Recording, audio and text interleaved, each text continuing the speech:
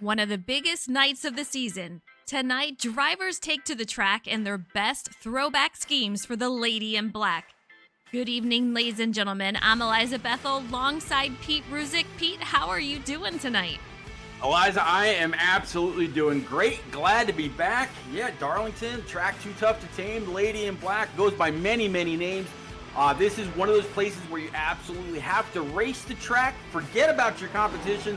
Let that sort itself out, and you go on, race the track. Try to grab, this crown jewel checkered flag at the end, and maybe we'll see a new winner. Maybe we'll see another multi-time winner. I don't know, but how are you? I am doing great. I am so ready to see these throwbacks, and Darlington, it is a huge challenge. They don't say too tough to tame for no reason. So I'm excited to see how they maneuver around this track. And I'm really super excited to see all these paint schemes that these guys are throwing back to. They do such a phenomenal job. We have a lot to talk about with those schemes.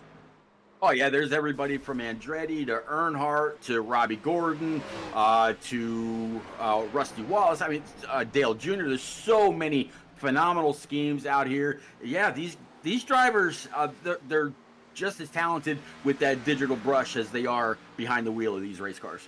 I agree. Practice is getting ready to come to an end, and you see it right there. We're getting ready to go to qualifying, and I see you guys out there in chat. Thank you so much for tuning in. Maddie, I hope you're doing well. Thank you so much for tuning in. Izzy and Jay Soap Company, you guys need to take a look at them. We talk about them each and every week. They are a sponsor for us.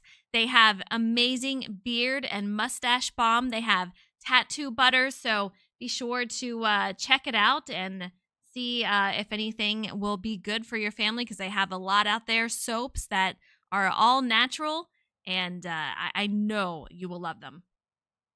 Yeah, absolutely. Everything from, like you said, like you mentioned, the tattoo butter, the skin cream, the beard and mustache balms. They do so much for so many. Actually, had a conversation with them just today about a couple of other things, and man, they're very, very quick to respond about any kind of emails about their products and anything else that they may offer. But Eliza, qualifying underway, watching the 68 for Tom Harmon and others. A lot of guys getting out here. These qualifying laps going to be somewhat interesting because as we were getting through practice, I actually went out and turned a few laps myself. These guys are a whole lot better than I am. I was last of the guys that hadn't yet turned I was fastest of those that hadn't yet turned a lap. So I accomplished something, but with the track and how loose it was, qualifying is maybe a little bit of an issue. Yeah, especially on these cold tires, I think some of these guys are going to have some issues, as you say, trying to make a lap here. But our first one on the board is going to be Thomas Harmon with a 28.56, it looks like. Dylan C. Robb with a 29.18. We'll see what else they can do out here currently. You see Brody Folliker, he is out there in another paint scheme, and man, so many good ones. This is from 2017 Phoenix race for Kyle Larson. But we'll see what he can do. We had so many different leaders out there in practice just kind of leapfrogging each other in lap times. Yeah, one guy that I was told to kind of keep an eye out for tonight was the two of Josh Taylor's. Have to see what he's capable of. It's funny, during practice I said, I heard tonight we really shouldn't sleep on that too. And JC or Jared was very, very quick, says, I don't think you can ever sleep on the two. So when you've got your own competition vote, you must be doing something right. Absolutely. Pete, you're cutting out a little bit. I don't know if you're that cord's getting pinched, but maybe give it a little jiggle there. But Jonathan Jurgensmeyer, he's out there on track. No lap time yet. We'll see what he does. But Brody Folliker goes to the lead so far, 28.49. We got Francis Hamilton in second with a 28.52. Thomas Harmon in third with a 28.55. And Francis Hamilton, these guys switching back and forth. Teammates for FIWB, 28.46 for Brody Folliker, last season's champion for Xfinity, and Francis Hamilton going to be second Rivers Jones out here. He is in his paint scheme. You see it there. Jeff Gordon, 2000 DuPont. So, man, loving these schemes. Yeah, absolutely. The FIWB guys were sharing their schemes back and forth all week, getting ready for tonight's race. They put a lot of extra pride, little bit more emphasis into these schemes. And I tell you, RJ Creative, Rivers Jones does a phenomenal job. He has all the trust of everybody that works with him over at FIWB. Oh, absolutely. And more, so many drivers go through them, not just FIWB. So it's really cool to see his name getting out there more and more, and how many awesome paint schemes he is bringing.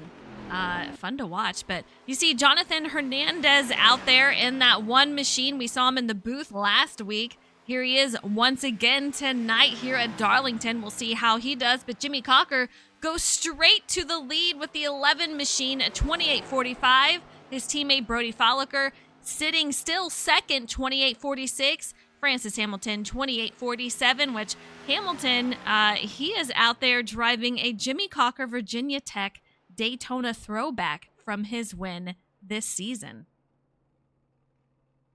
Man, some phenomenal times out there. Jimmy Cocker, like you said, winning at Daytona, won the inaugural race there. He brought his throwback scheme and got it done again this season. John Honeycutt right now in that Team FTR number 50, sitting P7, also with a 28.52. A whole lot of cars in the 28 range. First car outside of that 28 time bracket is going to be Andrew Sanford right now, sitting with a 29.05, way back in P15 as a car barrel rolls. Joe Wow. Berg, we caught that live, just doing barrel rolls there, and we get to see the undercarriage of that machine as qualifying is quickly coming to a close. And we're going to head on over to the warm-up, which you know what that means. We're going to be taking a look at our track analysis. Let's take a look for Darlington. 184 laps tonight. It is going to be a long one. Hopefully we can get some nice green flag runs here. No fast repairs. We have for stage 1, 55 laps. So at the conclusion of lap 55, our top 10 drivers will receive their bonus points. First will receive 10 bonus points, and 10th will receive 1 bonus point. There will not be a caution for the stage break. And so the final stage will be 129 laps. Tire sets, they will have 4 to get those where they need to go. So a little bit of strategy going on. They will have to have some long runs and make sure that they save those tires. Yeah, 4 sets of tires at a place that absolutely eats them up. Darlington Raceway, very, very well known for being extremely abrasive. So these guys are really going to have to care for them as much as they can. We talked a moment ago about Jarrett Cardwell. He was saying in practice, he says, I don't have and I don't want the short run speed. I want a good long run. He feels that's where the strength is in his number 12. So we'll have to see how the night fares for him. Yeah, we've seen a lot of good runs from Jarrett Cardwell for Team FTR. Unfortunately, I think some luck has not gone his way as he has been out front, and we've seen it a few times where he just runs into trouble and unfortunately back to the back. And it's usually during the latter part of the race, which can be difficult to overcome and make it back up there. So hopefully tonight goes a little bit better for him, but you see Jordan McGraw out there, another throwback for Sega. Great paint scheme is going to be Dale Jr. at Daytona, I do believe. Yep, Dale Jr., his 2014 Daytona win with Hendrick Motorsports. Nice looking ride, of course. Reppin' Sega as always. Actually all ties in very, very well. It's a good looking ride. Savage, I see you out there. I hope you're doing well. Great to see you guys. Let me know if you have a favorite paint scheme out there. We got the 42 with his paint scheme. Rivers Jones. You see so many out here. Francis Hamilton doing Cocker's throwback from Daytona win. Jonathan Hernandez. A lot of these guys having some issues. We've talked about this. We do need to talk about these guys going into pit lane, Pete. cars into barrels. That might be a thing tonight. Yes. Yeah, we've seen quite a few cars end up in the barrels. Going down pit road, there's that one little extra left turn you got to make in order to safely work your way down pit road. And you're carrying so much speed. A lot of these guys feel like if they jerk that wheel just a little bit more to the left, they might spin out. And it's been treacherous for at least 5 or 6 guys that I've witnessed. And you said you saw a few as well.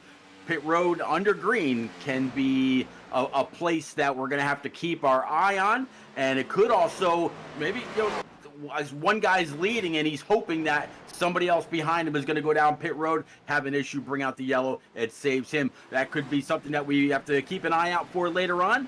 But yeah, I'm looking forward to this full race. We have just a little bit over a minute to go before we go through the grid and set these guys off. All right, let's quickly go through points here in the point standing. Steven Maggio heads to the lead with 335 points.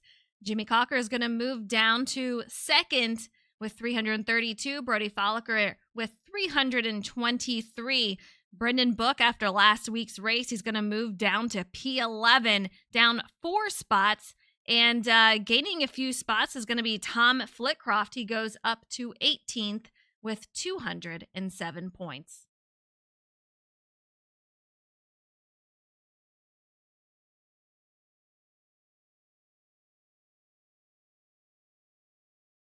Four-point gap between the top 5. I mean, the competition is just that good, and week in and week out, it could be anybody's race. Isn't that crazy? It's so tight out there, but warm-up is quickly coming to a close out here, and you can see the beautiful track. It's going to be under sunset soon enough. But man, oh man, 184 laps. It's going to be a wild one. Turn 1, lap 1. I think we're going to have to watch out for that. These cars, extremely loose. I always say that for road courses, but I'm saying it here tonight for Darlington. It's going to be wild. Yeah, it's going to be wild. And I tell you, everybody's really going to have to mind their P's and Q's all night long as we get ready to set the grid. Here we go. Mr. Jimmy Cocker, he's going to be on pole with his teammate Brody Folliker to his outside. And in row 2, we're going to have Francis Hamilton with Josh Taylor sitting P4. Jonathan Jurgensmeyer sitting P5 with Joe Berg rounding out row 3. And row 4, we have John Honeycutt with Steven Maggio to his outside. And in row 5, we have Thomas Harmon with Jonathan Hernandez on the outside. Yeah, row number 6 looks like Rivers Jones in that number 91, sitting P11 with Matt Opliger in the 20 for P12. P13 looks like Brendan Book in the number 5 with Jose Ruiz for Team FTR, sitting 14th in that number 23. 15 going to be Andrew Sanford in the 37 with Luke Allen in the number 7 to his outside. Matt Sisler 17th in the 45 with Joe Turley in the 13, sitting P18. 19th, just talked about him, Jarrett Cardwell in the 12, and Matt Gale from the UK in the 67, rounding out the top 10 rows. 21st is going to be Dylan Robb in that 16 car with Micah Allard in P22. 23rd is going to be Tom Flitcroft with Jordan McGraw in 24th. And 25th is going to be Jamie Wright with Philip Bridgman in 26th. 27th is going to be Connor Cunningham with Drew Zaff sitting 28th. 29th is going to be Brian Pizzikemi, and it says I'm 30th, but I know that's not right. But Austin Mitty going to be out there in 31st. And Pete Ruzick, I know he's not out there because he's right next to me in the booth. Yeah. But Kevin Dallator sitting 33rd. Yeah, Kevin Dallator in that Hershey's number 92. Phenomenal looking car. Another great scheme that we're going to see out here on track. Eliza, it looks like the sun is going down. We're about to go green. I imagine that the lights will be coming on here at the Lady in Black. I'm ready to roll. Hope you are. I sure am. Jimmy Cocker just looking really good out there. Brody Folliker in these lap times. So can't wait to see what they have as the pace car is coming in. And we're getting ready to go green for 184 laps here at the Lady in Black. Let's go green. I'm ready for it. Let's go. Gonna have to find out who at the very end says, nah, this track is not too tough to tame. Able to keep it out of the outside wall. Everybody under power. The 11 first to go ahead and stab the gas. You got the 42, his FIWB teammate to his outside. It looks like Francis Hamilton, Jonathan Jurgensmeyer, Josh Taylor are the top 5. Everybody doing their best, keeping out of the wall. Woo. Through 1 and 2, no issues. Now at the other end of the track, very tight turns 3 and 4. Caution's out. Yeah, caution was out, and man, Dylan C. Robb, he just hard hit into that inside wall. Let's take a look. That 16. Such a beautiful machine out there, just gets loose on that seam, and you can just see that car is probably gonna be done. Gonna have to bring that in and try to get that thing repaired. Yeah, you see the 8 of Brendan Book. Hard shot in the inside wall. I actually hadn't seen that through the playback. I'm glad to see it now. Man. And that, Eliza, I hate to say it, but that's the exact spot where I was having most of my issues in the practice laps that I ran. Just the exit of that corner, extremely loose. Yeah, it can be very tough coming off of that exit, and we've seen it time and time again, and I don't think it'll be the last time that we see it, but let's see if we can have a chat with Mr. Dylan C. Robb and see what happened with him. All right, Dylan, it's Eliza in the booth. Man, not a great start, not what you wanted to see, but take us through what happened with you. Yeah, so what happened was I was just trying to like take my time and like get through 1 and 2, and then I saw the 03 behind me, and I said, "Oh, I gotta step on it." And stepping on it was not the right decision, as the next thing I saw was the inside wall. How much damage are we talking here? Enough. Are we I going to think see you it's back out enough. there? You know, if it was old eye racing, I'd probably go out there and Kyle Larson it on like lap 170. But I don't even think the team's gonna look at it. Like they might just be like, "Yeah, I think we're done here." Well, hopefully we see you on back out there. We'll see what happens. I don't know. The engine blew. Oh, I well, think we yeah. might have too much damage. I would But, say. you know, when I first made this paint scheme back in season 2, Thomas Hardman said it looked like a meatball mobile. And here we are. And I ran it Here we during the are. clash, and it lived up to its name. And I never ran it again. And I've decided today we'll throw back to like a lost scheme, I guess. Yeah. And the meatball machine has given me once again another meatball. Oh, man. Brutal. Yeah. Yeah, it's just the way it goes. Sometimes what's that even is the way it worse goes. is that I'm wearing my Kyle Larson shirt. Oh, man. And Yeah. as we can see there. All right, Yeah. Dylan. Well, man, Yep. hopefully better luck next time, but we're getting changing ready the to go back to tires. green.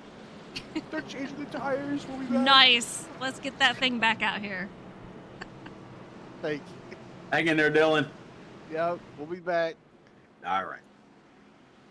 All right, you heard it from Dylan. Not a great start, and we're it's not going to be the last time we're going to see that, Pete.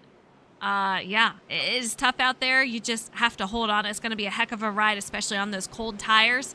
Then it's going to get a little tight, so you're going to get a mixed bag of racing conditions out here.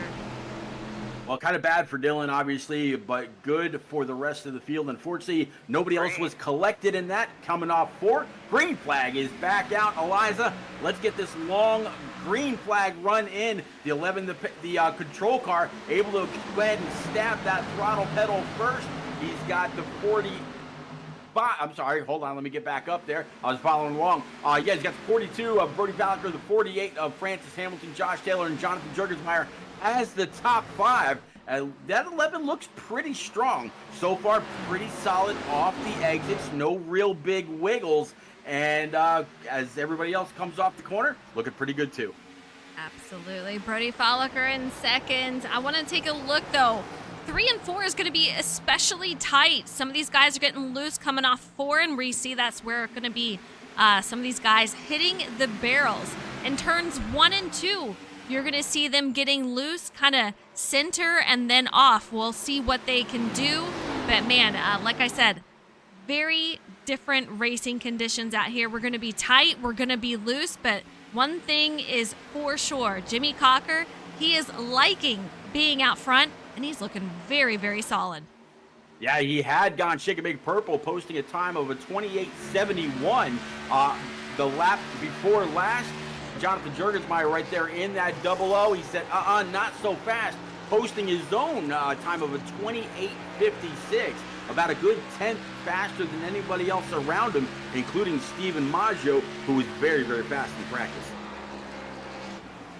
These guys moving wherever they can to be comfortable. Turns 1 and 2, I know you kind of want to start off low, let it go up high a little bit, and then bring it right back down low. And I know that's going to be rather difficult if you're going 2 and can't go 3 wide here. I can't even imagine that at the moment. No. But single file for the most part in this front pack here. And I am not surprised with that. Darlington is going to be extremely difficult to make a pass. You have to be methodical about it. You really have to make sure you know exactly when and where you're going to do it. Yeah, very much so. And I'm watching Brody Falliker in that number 42, last season's champ. Very, very loose off the corner in 3 and 4, coming to address the line last lap. He ended up facing the infield, but was able to check up enough to not lose spots, but also able to get right back in the throttle to keep moving right along without the 48 having to check up too much for him. Take a look when he lets off the throttle coming off the exit.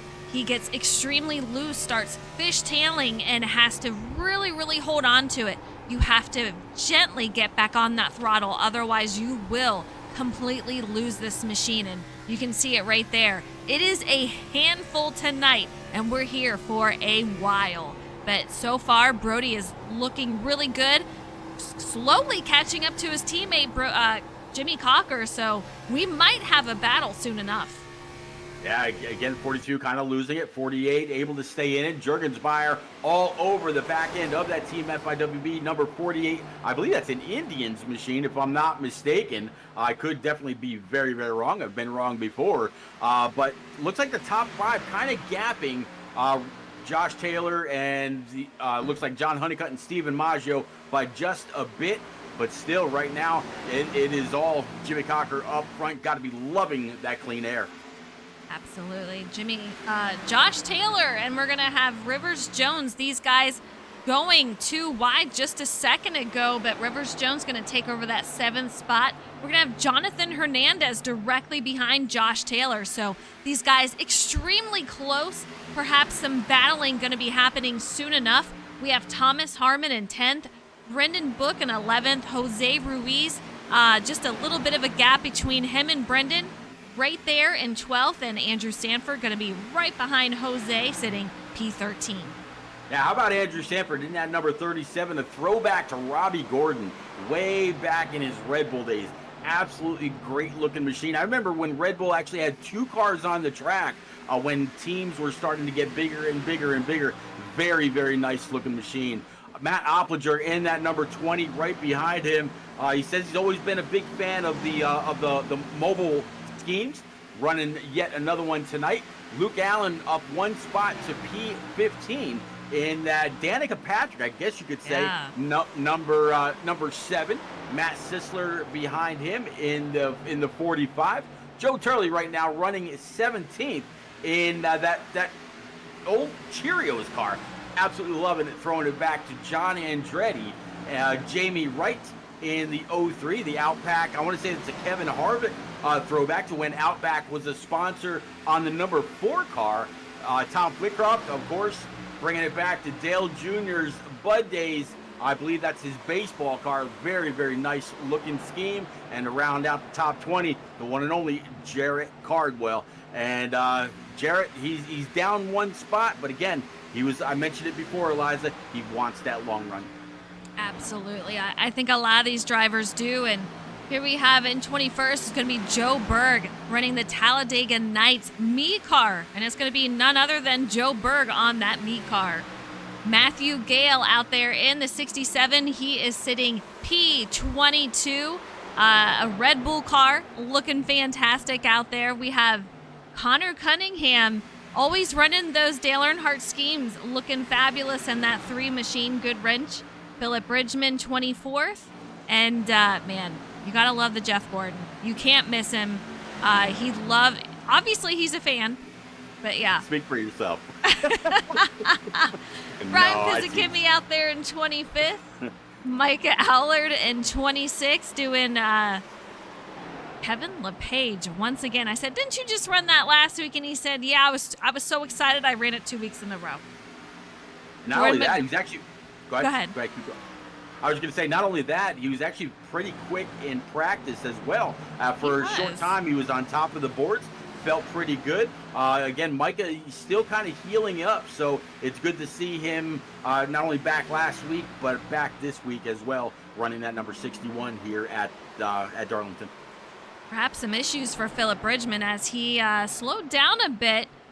Jordan McGraw caught him just a tad, and that's after some contact with the wall for Jordan McGraw, but he's out there in that Sega machine paint scheme. Dale Jr. Paint scheme out there looking fabulous. Kevin Dallator and that 92 machine, another great throwback. And man, I got to remember who that is now. It's going to be Kevin Harvick. I know that one. I was like, I feel like it's Kevin Harvick. And he's like, yeah, it's Kevin Harvick. So Philip Bridgman, he has fallen back, Pete. I'm not quite sure what has happened. Yeah, Philip Bridgman, he's now sitting 28th of the 29 plus guys that we have on track. How about Austin Mitty right now, taking it back to Casey Kane and his Budweiser days, looking really, really sporty. You can see a little bit of a spec map on that machine, very shiny. That's what that service does for you. But man, the only one that we've lost so far, the driver we talked to just a little bit ago, Dylan Robb in that number 16, still sitting on pit road, but a lot says he was about to go back to his team comms. He said they were putting tires on it. Hopefully that's a good thing. I know, good sign for him. But man, if that engine is blown, I'm not sure where he's going to be traveling unless he Fred Flintstones it and takes it with his feet out there. But Jimmy Cocker still keeping it very consistent out in front of his teammate, just 3/10 in front of Brody Folliker. We'll see if that closes down, but Brody, it looks like, yeah, he has definitely closed that up, a 10th just there. We might be having a battle soon. I tell you what, if they're going to be battling, we better get down there and hop in our cars, because Maddie Joy she's saying Frozen and Pete are going to finish 1-2. Eliza, we got a lot of laps to make up. We sure do. Absolutely. Wouldn't that be something? We're in the booth and yet we get a 1-2. I'm all for it. Brody I think we could do Folliker. that.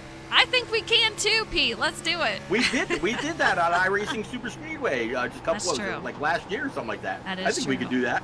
Let's go. I think so. Yeah.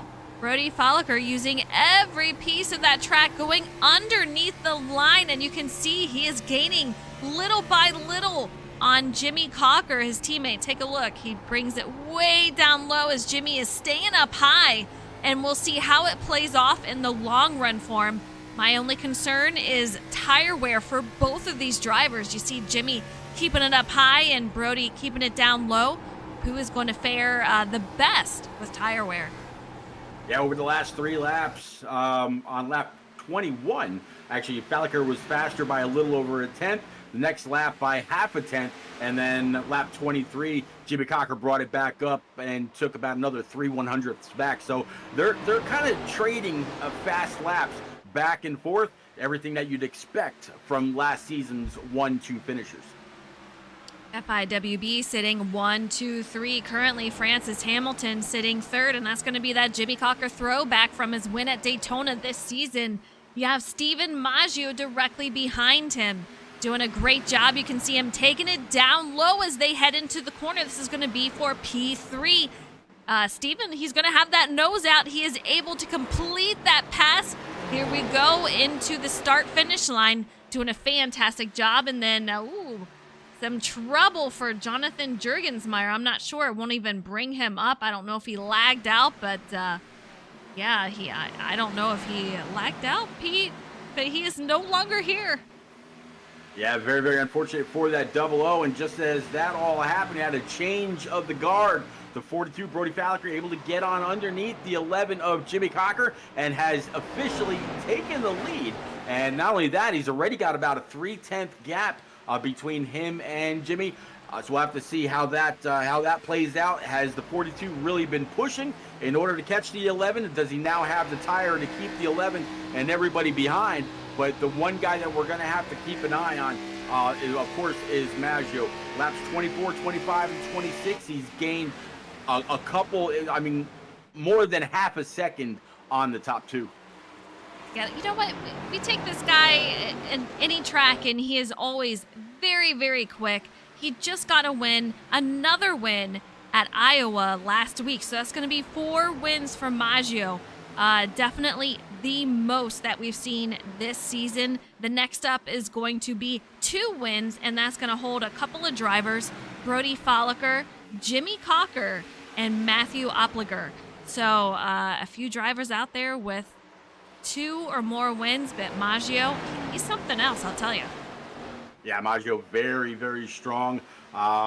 Great driver. Definitely seems to be able to handle that machine no matter what kind of course we're on, whether it's a short track, road course, super speedway, mile and a half, 2 mile. It doesn't really seem to matter. He seems to put in the time, and all that effort absolutely shows every single Monday night. On board with Rivers Jones, and man, I'll tell you what, he has got a handful with this machine, just loose and all over the place. You can see him working the wheel along with that 48 directly in front of him.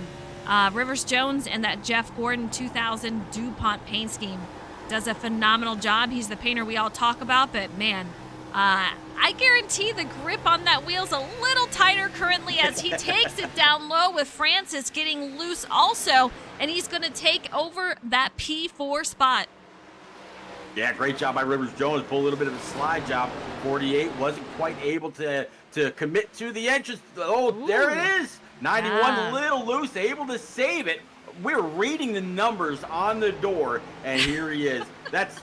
He's a whole lot better than I can do. Man, these guys are something. It is a definite handful. I can tell you when I was out there trying some laps, I was either hitting the wall or actually, Pete, I was just hitting the wall quite a bit coming off the corners. I'll be honest. So I was getting, very loose, and then it was tight, and then there was the wall. So sometimes that's just how it goes, and tonight is one of those nights. Yeah, sometimes you just can't put enough input into that wheel and still keep it out of the wall. But behind Francis Hamilton right now is Tom Harmon, up a couple spots right now, sitting P7 in that frozen machine. Here we are at Darlington, the throwback race, and this is yet a throwback that he's run pretty much all season long to a car that he ran many seasons ago. So, right. Great looking scheme by Harmon. And then Matt Opliger in that number 20, he just took over P number 8 up 4 spots. So Matt, every single week in this number 20 machine, very, very strong. Like you mentioned, a couple wins on the season. If he can make up some more spots, gain some track position, whether it be through speed or somebody else's error or through stage break, whatever it may be, I never ever count out this 20. Something tells me he'll be up battling for the W before it's all said and done. Next time by, we're coming to lap 35. Sure are, and Brody Falliker, he is almost a second and a half ahead of second place. Meanwhile, we got Jonathan Jurgensmeyer, who we lost earlier on. He's back out there. Unfortunately, he is not in a good position. He's going to be out there in 29th. 6 laps down, but take a look. Stephen Maggio.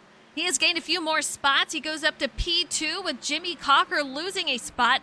Down to P3, Rivers Jones in 4th, and John Honeycutt earlier on made it past Francis Hamilton, who has fallen a few spots, down 4 spots to P7. Talking about a few guys that have lost some spots. How about some guys that have absolutely gained some? Looking at about P19 right now, Connor Cunningham in that Dale Earnhardt number 3 up 8 spots. Right behind him, it never fails, Brian Pizzakemi in that number 78 Chevrolet. He's up 9 to P20. Kevin Dalator in that Hershey's machine, he's up 8, sitting back in P25.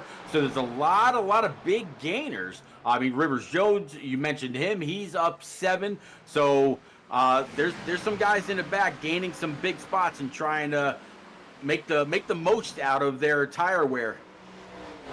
Absolutely. You see Brody Folliker, he's being chased right now by Steven Maggio. He's up to 1.20 behind Brody Folliker. So that gap is closing. I know not quick enough for Steven Maggio, and it is too quick for Brody Folliker, but soon we will be coming up on lap 55, which will be the bonus points for these drivers as they come to the conclusion of stage 1. But we still have several more laps to go. We did have a caution early on from Dylan Robb, who got loose coming off the exit, and man, a huge hard hit going into that inside wall. And I do believe he is still out there on pit lane. You can see him no front end. That machine deadly damaged a lot. Yeah, he's been on pit road now for over 20 minutes, working on 21 minutes. So very, very unfortunate for Dylan. Still hoping to see him come on back out, but we'll have to see how that fares. You know, talking about Maggio, he's actually been faster 3 of the last 5 laps than our leader, and also he's been putting a big old gap on Jimmy Cocker as well. If I'm not mistaken, last week when the 51 was in the booth for our post-race conversations, he said this was a favorite track of his, and that could be bad for everybody else out here tonight.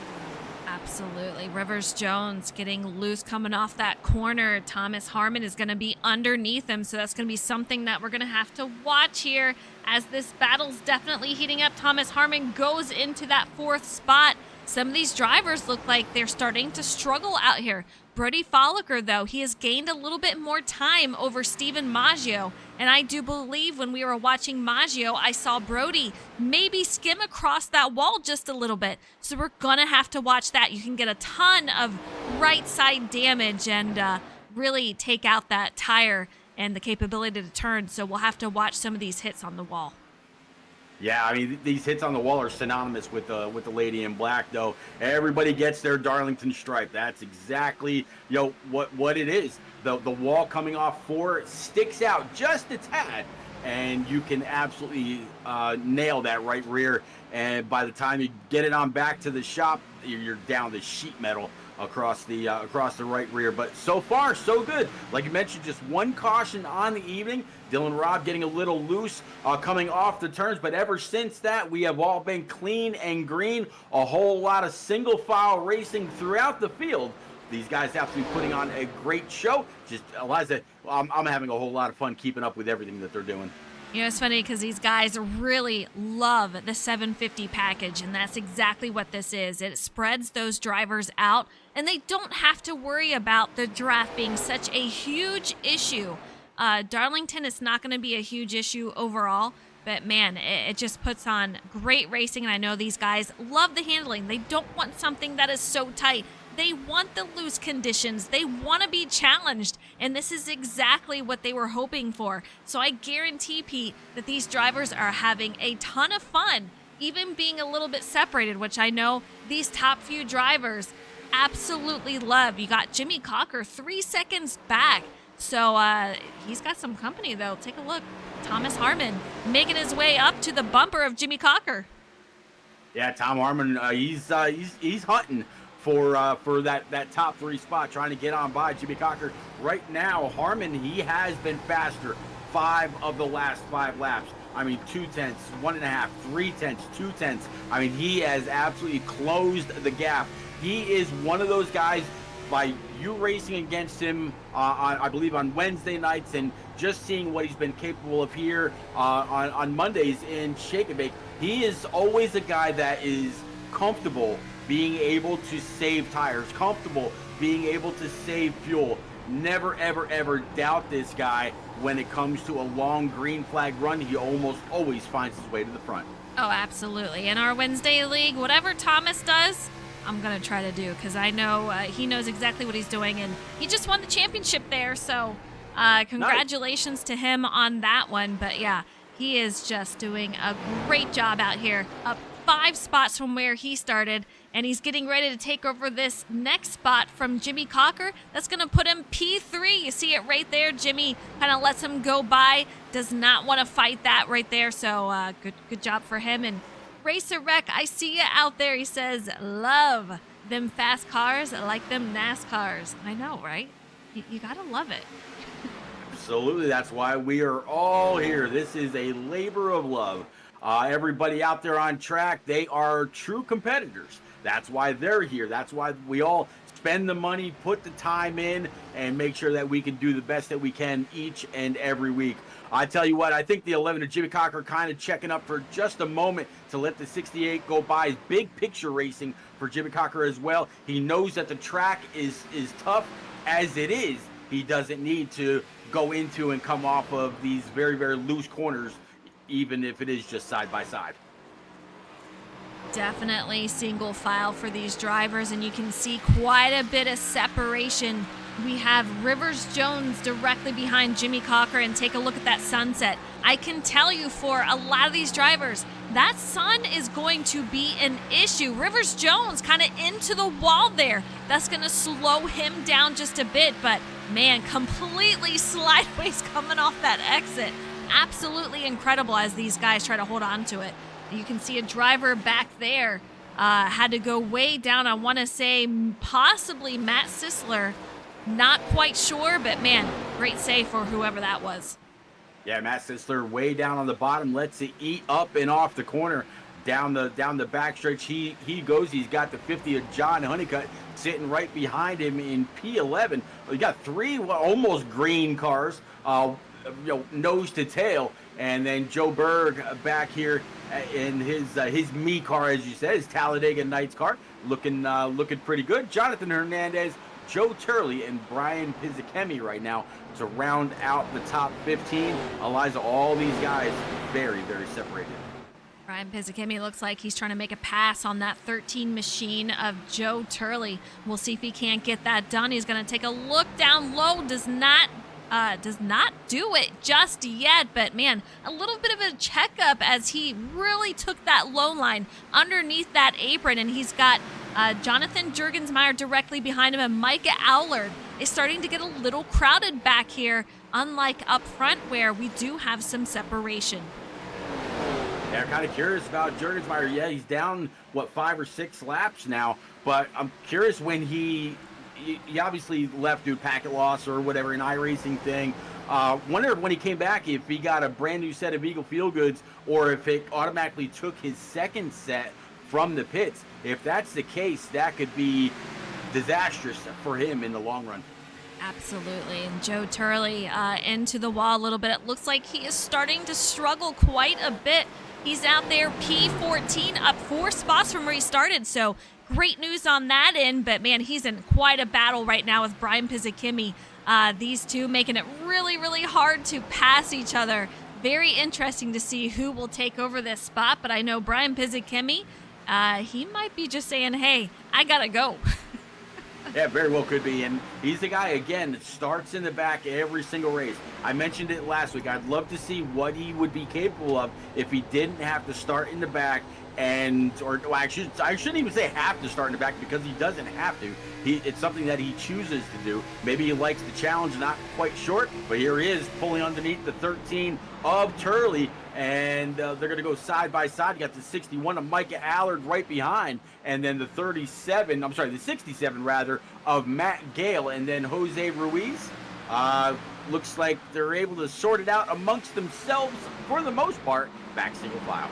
Yeah, it's a frustrating thing for Joseph Turley, though. I've been in that situation where you do want to try to let some drivers go by that you know that are faster, but then, man, the whole train comes through, and by that time, you're down about 4 to 5 spots just from where you were before that, simply because you can't stop that train. They're going on by. Yeah, not at all. It's almost like opening up the bottom lane at Martinsville, Once one Yes. car goes by and you got that hole, everybody else that's there, they're gonna pile in and get on by. Not only are they doing that, but they're taking the fast lane away from you. So you're already barely holding on to this car on a slick racetrack. So they're taking the fast lane, putting you up wherever you may end up, and you're having to deal with the lady in black as well. Absolutely. I want to go on board with one of these drivers. Let's go on board with Jose Ruiz. You can see me out there in the 23 machine. Taking a look at that sunset. Needs a windshield tear off there. Side by side, the 67 is going to be Matthew Gale directly in front of him. This is P18 as we go on by here into turn 1. A little bit of a wider corner here, so you can bring it up to the top, and then you'll want to bring it back down as you head out the exit. Be very gentle on that throttle, but you can see Jose trying to take a peek on that inside to make a pass. We'll see if we can't get that done for that Camel machine in that 23. Yeah, he's got the 67 of Matt Gale way up by the wall. Looks like Matt's going to be able to carry the most momentum through the corner and off. Able to stay right ahead of the 23. Also pulling to the outside now, the 13 of Joe Turley. Joe Turley's got to be wondering. He says, I was just passed by everybody on the bottom. Now I'm getting passed by everybody on the top. Where do I need to be? But how about Matt Gale and the 23 of Jose Ruiz? They've also got Jordan McGraw right behind. These guys, they look like they might have grabbed another gear. I think so. Yeah, these guys are on a move. I'm kind of thinking that they saved those tires expecting a long run. And now these other drivers who maybe were not saving tires, they are starting to come back to them. And we have passed stage 1. So it looks like Brody Folliker did take that stage win. Steven Maggio going to be in second. So great job for these drivers. Some extra bonus points as shortly we will be heading into the chase. There's a lot of points to be had, and I know that these drivers, every point matters, every position. I tell you what, every point matters, and I guess for Matt Opliger, first one to come on down pit road, he says new tires matter. On lap 59, hit the pits, so he's going to bring it to the attention of his crew, grab 4 brand new Eagle Feel Goods, top it off with that fuel. Looks like the 13 of Joe Turley is going to go ahead and join him here on lap 60. So, Eliza, looks like green flag stops are underway. Looks like Kevin Dallator, Jamie Wright, and Dylan Robb's been on pit road for a little while now. Our leader almost up to 3 1/2 gap here over Steven Maggio, so he is doing phenomenal. I guarantee that we will be seeing him come down into his pit stall in the next 5 or so laps. Steven Maggio gained 6 spots from where this started. Rivers Jones, he has made his way into pit lane. Thomas Harmon up 6 spots. He sits P3. Yeah, Jimmy Cocker right now down 3 in his number 11 to P4. Josh Taylor, who we were told to kind of keep an eye out for tonight, right now sitting P5. P6 is going to be Francis Hamilton in that 48. He's been inside the top 5 for a good amount of time this evening. As the 51 of Maggio, he hit pit road as well. How much longer, Eliza, do you think Brody Falliker stays out, or does he come in this time just to maintain the gap over the 51? Yeah, that's going to be a tough call. If I'm seeing Steven Maggio come down, I don't know. He was doing pretty solid. He might be able to stay out a couple more laps, but if he was running slower times, I'm definitely going in. Steven is a quick driver. He knows exactly what he's doing, and it looks like Brody, he's going to definitely stay out. And I think he can handle a couple more laps. More laps, yeah, but you're going to be a whole lot faster on that brand new set of stickers. So I think that 42 really needs to come on down sooner than later. I'd like to see him come in this time. Otherwise, he's going to watch that 51 flash by, and he's going to be playing catch-up rather than keeping P2 or P3 in his rear view. Yeah, we have a lot of traffic going on right here. We have Joe Turley going on the inside, and we'll see. He definitely could not go in that time around, but once I'm starting to see traffic, if I see a lot of drivers out in front of me and I have a lot to maneuver through, I'm definitely going in, and I think we've already seen him out for a few laps. I think now's a good time. Yeah, I agree with you. It could be the other side of it. Something that I mentioned in the beginning of the race. Is he waiting? Is he hoping that somebody is going to have an issue hitting the barrels, or somebody spins out going down pit road and a caution flies? If a caution was to come out right now, it would put everybody from 13th on back one lap down, which would absolutely fall into the 42's hands, because then he could, at pace speed, go on down pit road, get his fuel stop done, and come on back out. Tom Harmon still staying out for almost 4.5 seconds back from Brody Folliger. He's still gaining a little bit of time over Brody, so this is very interesting. We'll see what he does, but man, he's staying out longer than I even imagined. The 92 Kevin Dallator going to be coming up underneath him, I assume on fresh tires. Jimmy Cocker, he is making his way in. Just tons of smoke coming out that rear of that car as he is woeing it down, trying to miss those barrels. And 92 getting a little loose on exit, but looks like so far able to save that Hershey's machine. So good job by him. Here it is, 42 woeing and slowing it on down the pit road. He looks like he safely got past the barrels, coming to the attention of his crew. Great entrance there. And this is a very difficult track to try to make that entry. I'll tell you what, so you have to nail it. If you do not nail it, and if you do not make your way into your pit stall, you pass it up or whatever, it is going to cost you perhaps a win. So Brody did a great job. Let's hope he makes it into a stall. Yeah, so we'll have to see if these guys are going in lap 65, give or take. They'll have to pit, 2 more times, and that last set of tires may be very, very or they may absolutely love that last set, because they won't have to go the full distance as they just did there. They'll be able to push it a little bit quicker, and that could make for a great finish later on.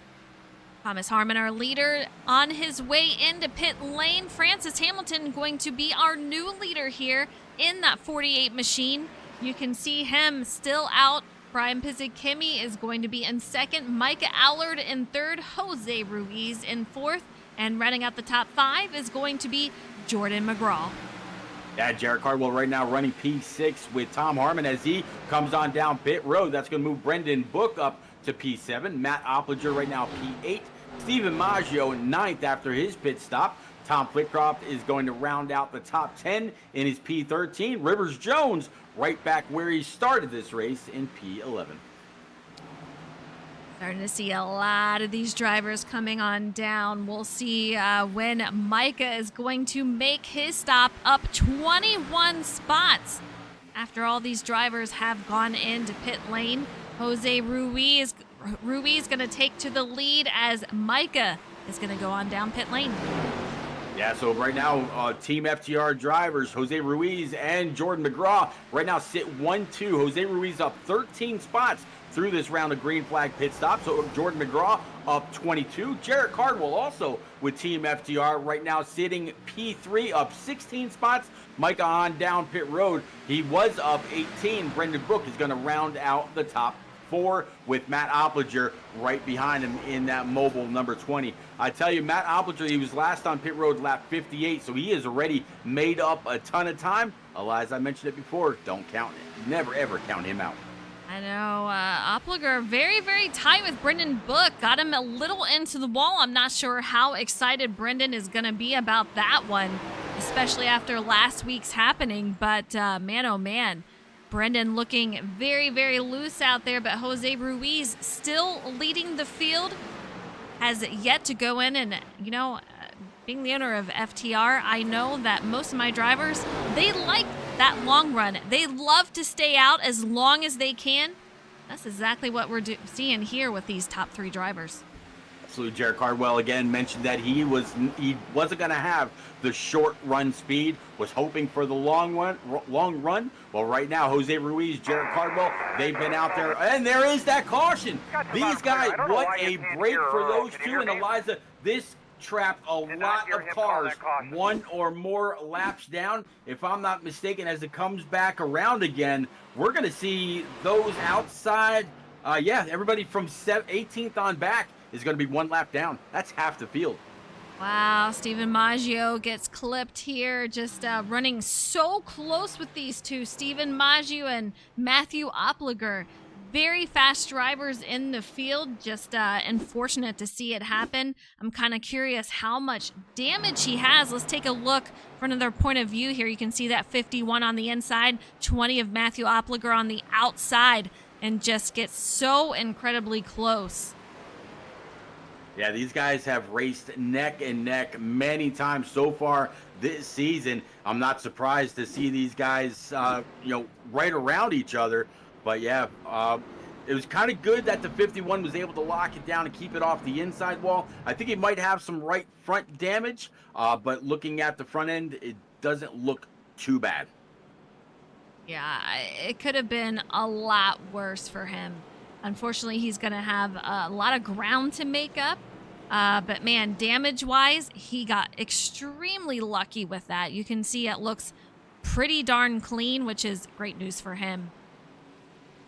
Yeah, great news for a lot of these other guys with that long green flag run, and so many that had already gone on down and were able to pass the leaders as they kept on cycling through. Originally, we were down to just about the top 10 only being left on the lead lap. Some of those guys with those fresher tires were able to get on by the leaders. That's why we're up to 17. So we're going to see a whole lot of wave around cars, and of course one free pass as we get ready to go back green in just a couple laps. Working 74 of 184 here from the Lady in Black Darlington Motor Speedway. Definitely glad everybody's out there in the land of chat, YouTube, Twitch, wherever you may be. Shake a bake under the lights, soon to be, I believe. Look at that sunset. I know, isn't that nice?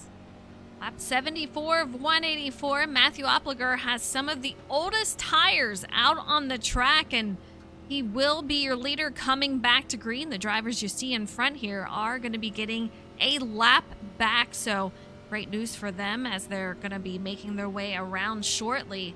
But second caution of the night. Have a look at Izzy and Jay, our sponsors for this season. Take a look at the products that they have. They have the Beard Balm, the Tattoo Butter, all natural, and it's going to be great for your skin, great for those beards and tattoos. So be sure to have a look. izzyandjsoap.com. Yeah, phenomenal products. All right, Eliza, we are getting all rack and stack back up. Looks like lights atop the iRacing pace car are out. Matt Opliger with Brody Falliker to his outside. Tom Harmon and Josh Taylor round out row number 2. Row 3, Jimmy Cocker, John Honeycutt, Jose Ruiz with Jarrett Cardwell, Jordan McGraw, and Rivers Jones are our top 10. That caution shook up the entire field. Old tires once again is going to change how these drivers have to go, but here we go back to green shortly. It's going to be on Matthew Opliger. It's going to be on his go as we come back to green here. I tell you, in those short laps that I ran, track was very, very slick under throttle, but it looks like Matt Opliger able to really get on that loud pedal, get through the gears.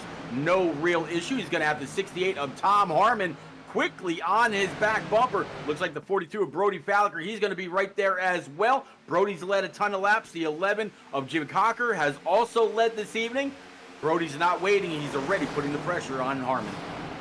Take a look. Once you get into around P8, these guys are 2 by 2 all the way through. So the racing is still going huge back here. You see that 91 Rivers Jones diving it down to the inside, trying to make up some positions here. The 34 gets loose, and he goes up almost into the wall, but manages to keep it off of there.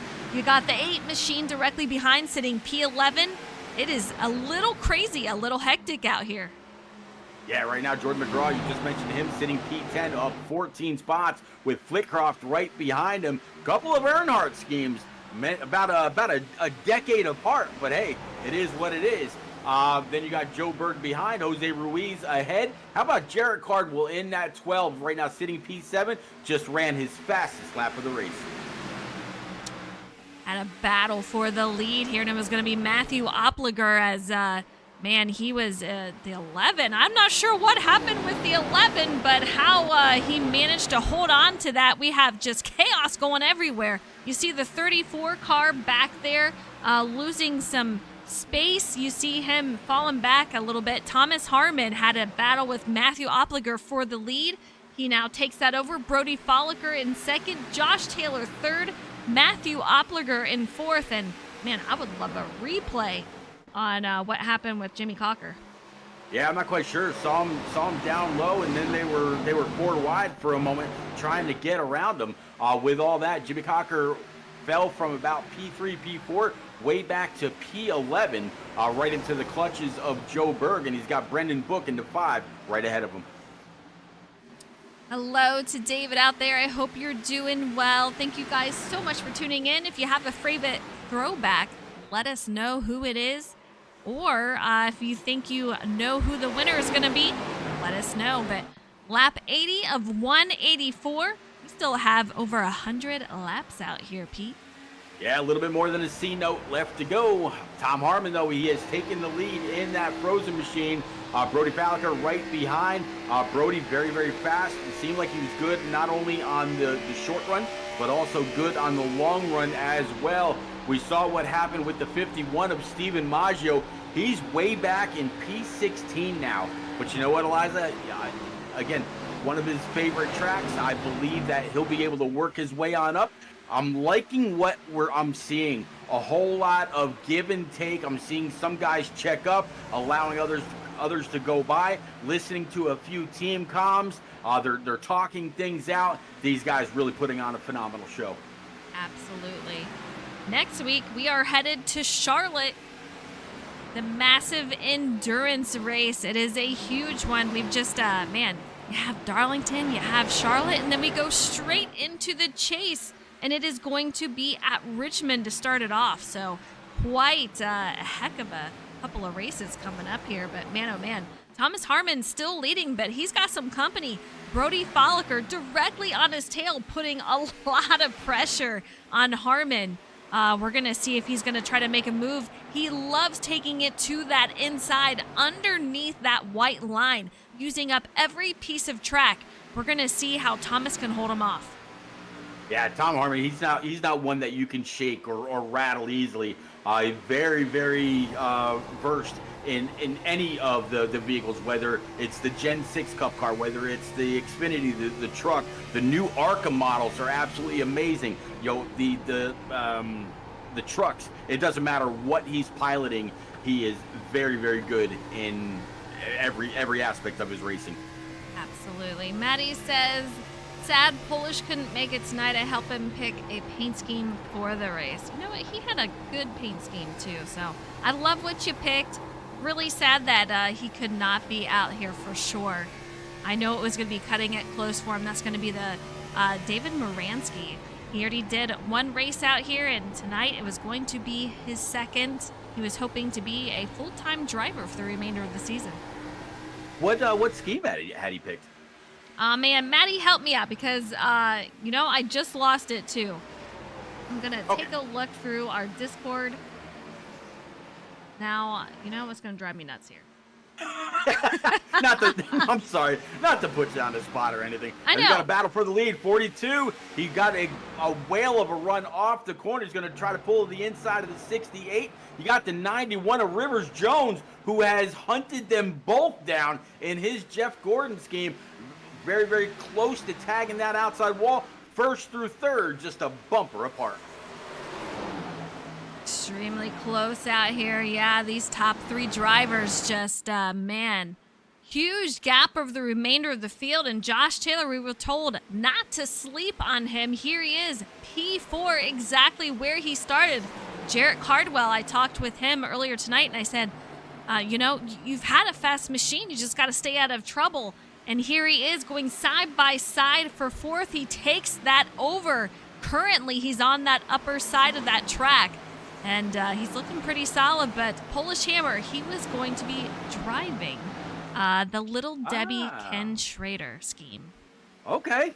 Damn, that would have definitely taken it back. Phenomenal choice. Good job, Maddie. All right, so yeah, you just saw the two of Josh Taylor fall back as Jarrett Cardwell went by on the high side. Eliza, it takes a lot of guts to go to the high side and be able to make the pass. What was it? Days of Thunder. He doesn't have the guts to take down the high side at a place like at Darlington or at Rockingham. So yeah, he got it done, kept it out of the wall. Jared Cardwell, he's motivated. He certainly is, and we have a huge battle for the lead here, the 91 and the 68. Thomas Harmon and Rivers Jones, these guys going too wide for the lead, and Brody Folliker sitting in third just saying, hey, you guys battle it out, and hopefully you guys wear your tires out and I can take advantage of it. But man, these two going at it in the 91 looking extremely loose. Yeah, looking extremely loose, really wheeling that thing and keeping it right behind the 68. 42 is seeing everything that's going on. It looks like they're down low. He's going to go ahead and go high, basically just get a little bit of clean air and check up a little bit off the corner. 68 gets a little bit of a wiggle. The 91 gets a little bit of a wiggle, but way after the fact. They're side by side going through the turns. There is a hole up ahead. 91's going to fill it one more time. 68's going to be able to retain the lead. Fantastic racing for these drivers, just side by side. You can see them just drifting up in the corner for 1 and 2. 3 and 4, it's a lot tighter, a little bit harder to try to make those passes as you don't have a lot of wiggle room. You see the 42 trying to dive it in behind that 68. Jared Cardwell is now in on this action. Thomas Harmon, he has left the 91 behind, hoping that these two battle out. The 42 gets loose almost into the wall. He's trying to hold on to it. Just so much battling up front. I tell you what, with all the ground that the 12 of Jared Cardwell has made up, I would not be changing up my line for anything. I'd be doing exactly what I've been doing the entire time. The only difference now is he's going to have somebody in front of him, directly in front of him, I should say, in each of these corners. So his car is going to behave just a little differently with that dirty air. Right now, all four up on the high line, cutting it back down, and down the back stretch they go. 68's going to be able to keep them all behind. Rivers Jones, it looks like Brody Folliker, Jared Cardwell, and now Tom Flitcroft creeps into the top 5. No, I was just about to mention him. Tom Flitcroft up 18 spots. He's got Jonathan Hernandez right behind. That's going to be this next pack out here. Josh Taylor lost a couple of spots, but still up here in the top 10, sitting P7. Brennan Book going to be 8th with Joe Berg. We saw him with a fantastic crash out in practice, or qualifying, I should say. He's out here in the top 10 with that Talladega Nights Me car. And then Jose Ruiz up here in the top 10. Yeah, P11 right now is the 7 of Luke Allen. John Honeycutt in that Team FTR number 50 Chevrolet. And just as I say that, Joe Turley in that 13 works his way on by as they continue to battle that out. Then you got the 48 of Francis Hamilton right now sitting P14. Jimmy Cocker finds himself in 15th after that restart issue. And then you got Jordan McGraw in that number 34 Dale Earnhardt Sega throwback, P16. Matt Sisler started the race in 17th in that number 45 Toyota. That's right where he sits. 18th, up 11 spots, going to be the 78 of Brian Pizzicemi. 19th, Matt Gale from across the pond, up 1. And then down 12 spots right now due to, not quite sure exactly what it is. Steve Maggio has lost a few spots since the restart. Right now, finding himself in P20. Yeah, not exactly where he wanted to see himself in this race. It looks like he's getting a little tight. You can see him going up the track. It is coming off onto the back stretch here. Kind of curious how much damage he had on that right front. We did see a little bit of issues with that right front as he went onto pit lane after that incident with him and Opliger. Micah Allard, he's in 21st with Matthew Opliger in 22nd. Philip Bridgman in 23rd in that 24 paint scheme. Andrew Sanford in 24th, and Austin Mitty in 25th. Yeah, those out of the race right now. John Jurgensmeyer in that 00. Connor Cunningham in the Dale Earnhardt number 3. Kevin Dallator in that Kevin Harvick number 92. Jamie Wright in the 03. Dylan Robb in that 16. And then, unfortunately, Drew Zapp unable to make it off of pit road starting the race. Thomas Harmon still in the lead, about almost 3/10 in front of Rivers Jones, who He came into this saying, I think I'm only going to be part-time. I'm not going to be able to make every race. And he has done so well. He said, hey, my schedule has changed. I think I'm able to go full-time here. Just doing a phenomenal job. And he's the one bringing all these paint schemes for FIWB and a lot of others. Just does a great job. Jarrett Cardwell up 16 spots. He sits P3. Yeah, Jared Cardwell, he's hoping for a long run. And Eliza, if that's the way that this works out, it might actually play into his hands, because right now he's got some phenomenal track positions. The 42 tags the wall with the right rear, had to really check up, lost a little bit of time to the 12 of Cardwell, but also right back into the hands of Tom Flitcroft, up 18 spots to P5. Right now, everybody chasing Tom Harmon and Rivers Jones. Tom Harmon, he does not have a win this season. He is always up here, always up front, does a fantastic job. I know he would love to get the win here tonight at Darlington. I mean, it is a tough track, a lot of fun, and to have it be your first win of the season, man, what an accomplishment. Well, he's only got to complete 83 more laps. Only, no big deal. Only 83, yeah. No big deal. And not for this guy. Not for this guy at all. He is a consummate professional behind the wheel. He's had this frozen scheme all season long. When the season first started, I said maybe you need to ditch that scheme and go back to your Avril Lavigne car. I said it doesn't seem like the season's starting off very well, and he shot me down real quick. I've got consecutive 7th place finishes. So I digress. I haven't said anything else about him or his scheme or anything like that ever since. He and his actions out here on track say it all for him. And as the lights are, the sun is going down here, it looks like we got a little bit of a fog situation happening on track. It's kind of interesting coming out of these exits to see what the weather's doing, but still pretty nonetheless. But Thomas Harmon still in the lead. You can see him. He's got the pressure being put on him, but it is not phasing him. This is a guy who can go into any car. We've talked about it multiple times. Knows what he's doing, knows how these cars drive, knows what it expects from him, and he is definitely able to do that. Yeah, track temp right now sitting at a cool, calm, collective 85 degrees. 75 degree air. Looks like about a 6 mile per hour wind coming across turns 1 and 2. And right now we're sitting at just about 8:30 p.m. on July the 6th. So a nice evening here in South Carolina. Big trouble for Brody Folliker. I mean, he just hard into the wall. I know that machine has to be damaged. He is going side by side with the 12 machine currently, but that right front, he hit pretty hard, so much so that it knocked his car around, and he has fallen back a spot and is about to fall back another to P5 as Tom Flitcroft tries to make his way around. Very, very close, but man, that 42 machine not looking happy right now. I am so happy right now for Tom Flitcroft. Up 18 spots, cracking the top 5. The guy has had some pretty sour luck. I mean, I really thought when he won the All-Star race, maybe that was the shot in the arm that he needed, but he's just found himself in some terrible situations, getting wrapped up or caught up in other people's mistakes, and it's good to see him having a solid run so far this evening. Not going to jinx it. He's going to have a solid finish as well. Absolutely. That's the spirit. I know he wants to see it for sure. Car down low, making his way back up track. Interesting happenings going on right here, but the 42 machine gathers it back up a little bit. Possible trouble on the track here.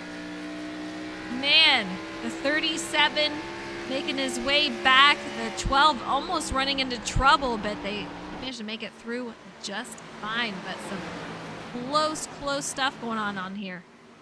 Yeah, I saw the 12 of Cardwell have a little bit of issue. Also just slapped the wall there. So he just got a Darlington stripe. The 42 of Brody Fallick right behind. So Cardwell right now finding himself in third. Battle for the lead. Maybe heating up though. Rivers Jones, he's been getting closer and closer. He has run down Harmon by just about half a tenth 4 of the last 5 laps. So that number 91 throwback to 2000, as you mentioned, Jeff Gordon scheme, getting closer and closer to the lead. All kinds of slideways, and he's able to save it off the corner. Yeah, a lot of these drivers are just struggling with the handling currently. Brody Folliger, we've seen him all over the place. Tom Flitcroft has to really put on the brakes to miss hitting Brody Folliger. The 20 directly on his heels. That is not for position, though. The 20 is going to take it to the inside, but Jonathan Hernandez, who's going to follow, that is for position. Tom Flitcroft in danger of losing that 5th spot. Yeah, Tom Flitcroft really had the check up just a moment ago as him and the 42 almost got together. There it almost happened again. Hernandez able to do a little bit of evasive driving, move underneath the 8 as the 8 tagged the wall. Right now, battle for P number 6 as Joe Berg in his me car right in tow. Yeah, Tom Flitcroft, you know, he's got to be a little frustrated. Car not handling how he wants. A couple of drivers making the move to pass him, and Joe Berg directly behind him, knocking on his door saying, hey, I'm ready to go on by. He's going to take a look to the outside. Will Tom protect it? Joe Berg stays up high as Tom Flitcroft goes down low. Yeah, Tom Flitcroft down low. Here is Joe Berg, and the 93 is going to tag the wall rather than hit the 8. He had a little bit more momentum coming up and off, but he was not yet clear. Those guys going to stay right now nose to tail, and looks like the battle for the lead that I mentioned a little bit ago, then the 91 starting to fall off a little bit after that last slide we saw. I don't know how Brody is back up here in the 3rd spot, considering how much, we've seen him make contact with the wall and how much that car is getting loose. But here he is back into P3 looking solid once again, cooling off those tires, I guess, trying to gather things back up. But he's got Jarrett Cardwell in that 4th spot, up 15 spots. Going to be one of our biggest movers, but Tom Flitcroft gaining 17 will be the biggest mover. He goes up to P6 with Jonathan Hernandez. He's going to round out your top 5. Yeah, Jonathan Hernandez, P5, P6, as you just mentioned. Flitcroft really been holding his own, doing a great job, up 17 positions. So yeah, right now he would be the biggest gainer of the evening. Joe Berg in the 93 right behind with Jose Ruiz in the number 23, up 6 to P8. Josh Taylor right now P9, and to round out the top 10, you got the 7 Camaro for Luke Allen and Joe Turley right behind him. 12th is going to be Francis Hamilton. We've talked about him a couple of times tonight. He's just coming out with those fast cars, but currently sitting P12, a solid run so far. Brennan Book sitting 13th, exactly where he started, and we do have a battle going on between the 34 and the 78, and the 78 is going to take over that 14th spot. Jordan McGraw in 15th. Jimmy Cocker out there in that 11 machine sitting 16th. Stephen Maggio 17th. Matt Sisler 18th. Matthew Gale 19th. And John Honeycutt going to be 20th. And Day, thank you so much for the sub. 12 months. Thank you. We need to get back to racing on Wednesdays for sure. It was always fun with you. There you go. Matt Opplinger right now sitting back in P21 with Micah Allard just behind him. Micah down on the low side, trying to clear. Looked like the one of Hernandez trying to catch back up. Not quite sure what's going on there. Austin Mitty a little bit further back in his Casey Kane Budweiser number 9 machine. Philip Bridgman on pit road, right along with Connor Cunningham, Kevin Dallator, Andrew Sanford, Jonathan Jurgensmeyer, Jamie Wright, and Dylan Robb. Eliza, the lady in black, definitely has been a little too tough for some to tame. I would say so, but not for Thomas Harmon, who is out here still in the lead. Just over a second over Brody Folliger, sitting P2. He's got Rivers Jones right on his tail. So Brody, again, I don't know how he's doing it. Made a lot of contact with the wall earlier on. But here he is sitting P2 and hoping to close that gap up to Thomas Harmon. Yeah, I tell you what, I'm going to have to ask him to teach me the secret, because usually when those tires get mad at you, that's it. And especially at a handling track like Darlington, for him to be able to cool those things off and try to get back on the throttle, be a bit aggressive, not only gain spots or hold others behind, but really make some pretty fantastic lap time. I mean, he's been faster than Harmon 4 of the last 5 laps. That 42 is trying to hunt back to the lead. Absolutely. Jurg, we need you back out on track. What happened with you? He says go 48. Going to be Sir Francis Hamilton out there, P11. Talked about him. He's in that Jimmy Cocker throwback from Daytona, where he got his win this season. So pretty wild. Doing a great job out there. And I know Jurg is a fan.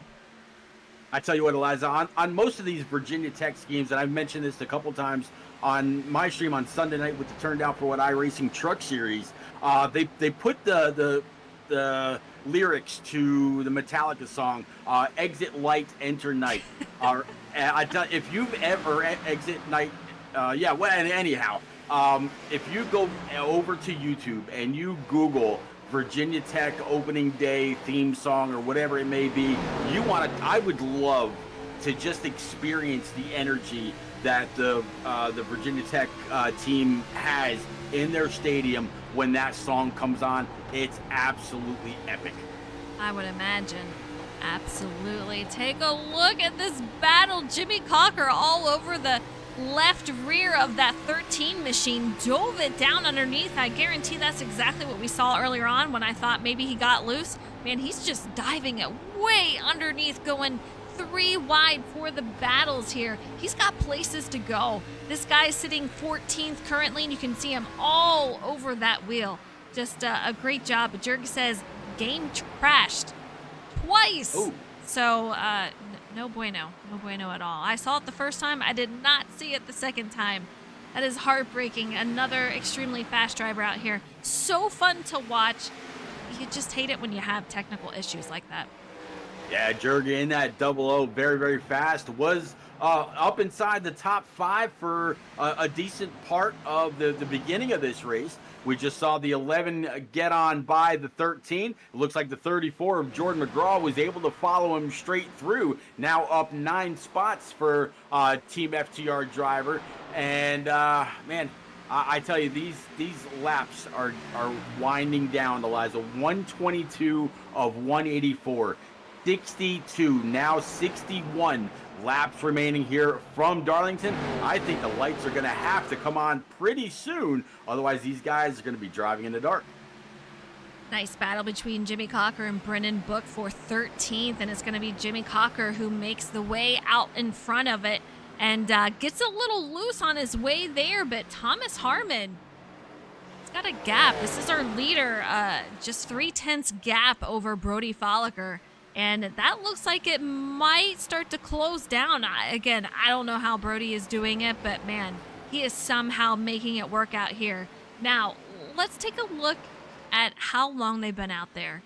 We're just about 10 laps under when we started to go in on the last green flag run.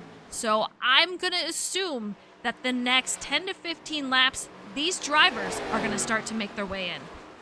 Yeah, absolutely. Tom Harmon, last time he was on pit road, was lap 67, a pit time of 14:87, a 15:20 for Brody Falliker on lap 66.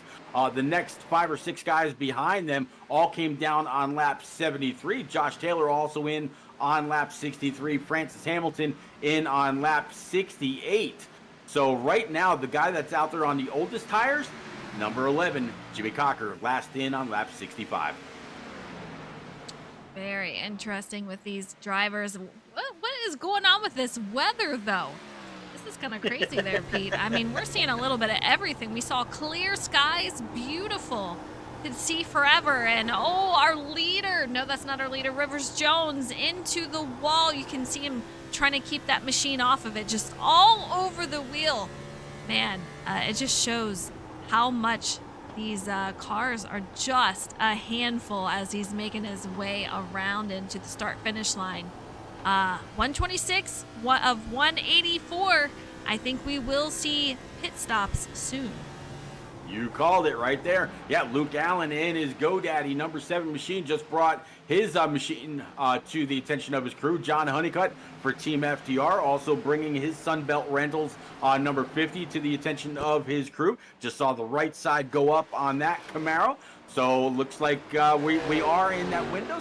We'll start to see more and more come on down pit road and hit that dreaded entrance to this service area. Thomas can get this done tonight. This will be his first win of the season.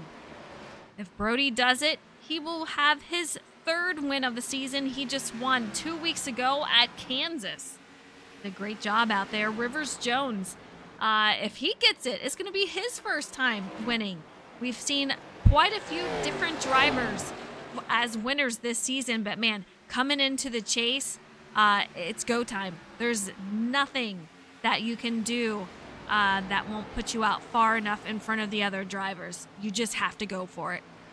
Absolutely, Rivers Jones, he's going to do just that. He just came on down pit road, going to grab what could be his last set of Eagle Feel Goods, come on back out and press all the way to the end. I believe that was also just Jordan McGraw on pit road, Tom Plickcroft, Micah Allard, and a few more coming on down for, again, what could be their last stop of the evening. Absolutely. You know, I'm thinking that a lot of these drivers out front will stay out perhaps some of the longest ones. Thomas Harmon, I know he's not one to, take it to the limit here. I know he's got a lot of people behind him. Brody Folliker is going to be one. Joe Berg sitting P3. It'll be interesting to see when he goes in, but I think once he does, he's going to have a lot following him. Yeah, earlier when we got that last caution, Jose Ruiz, Jared Cardwell, and Jordan McGraw, I believe, were 1, 2, 3. And right now, looks like Jose Ruiz has chosen to stay out yet again. He's still trying to run down Joe Berg, Brody Falliker, and Harmon. But we saw this number 23 Camel machine go the furthest when that last yellow flew. Absolutely. No surprise that a lot of these drivers do like to hang on and get those points for leading a lap. So we saw that happen on the last one. Did not see it as long as this one. Jarrett Cardwell in there. Jordan McGraw, he went on in, and those were some of the drivers that stayed out the longest. Now, Tom Harmon, I'm kind of curious, how much longer is he going to stay? I want to take a look at the stint length here. Your answer, here it we comes. Go. He is coming on down. Brody Folliker going to stay out. Gets it woed down. Ooh, he should be good to go. Now you just got to make sure that you nail the rest of it. Again, as I said earlier, you have to make sure you are absolutely perfect with every part of pitting. If you mess up any of it, that could be your win right there. Yeah, pit road very, very challenging, and that's just the start of it. Getting that car woe down and slow down all the way to pit road speed, carrying max speed all the way to your pit without pitting, as we're watching the 42 do the same thing. And Eliza, I think the 42, he overshot his pit road entrance. He's going to have to stay out. That is going to cut a lot of time off him. But yeah, that's a great example of what we were talking about earlier. Oh, and Cocker into the barrels. Who? Jimmy Cocker, he went straight into the barrels. Had to bring it straight to pit road. Just so unfortunate. Hard hit. You can see his machine. He's done. Yeah, we talked about that. Last little left turn to come on down pit road can be very, very treacherous.